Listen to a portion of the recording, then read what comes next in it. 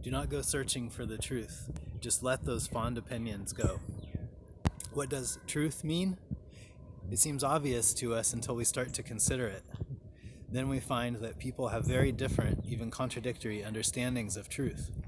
There exist many theories of truth: the correspondence theory of truth, the mapping theory of truth, that truth designates a property or function of statements, etc.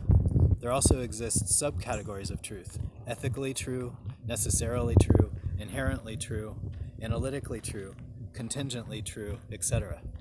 Overall, however, people generally seem to think of truth as stable, as eternally valid.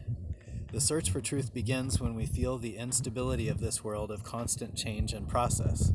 In this sense, we can understand truth as a reaction formation arising in confrontation to the presence of instability. We want to find something, some belief, some opinion which holds water, forms a firm ground, gives us an assurance of endurance. But there exists another view of truth, truth as authenticity. Kierkegaard, in his concluding unscientific postscript, will refer to truth as subjectivity, meaning a condition of our existence as humans in the world. Truth does not exist independently of us. Truth does not mean, in Kierkegaard's understanding, something that we uncover, but rather refers to a way of living in the world, and encompasses such notions as honesty, directness, and transparency.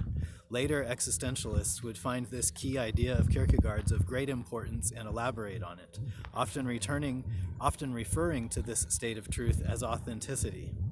Truth means living an authentic life as a finite human, limited and flawed in this unstable world. I consider this one of the great contributions of existentialism and believe that it very closely resembles Zen understandings of how a person should live. In Sangsong's couplet, he advises us to not search for the truth. Truth does not lie outside of us, not out there, not something we discover. The word truth does not designate a condition, statement, or state. Rather, we must release precisely the idea of condition and state.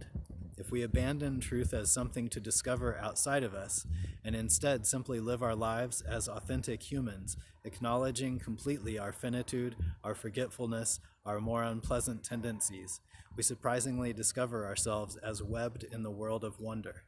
This proves most fulfilling.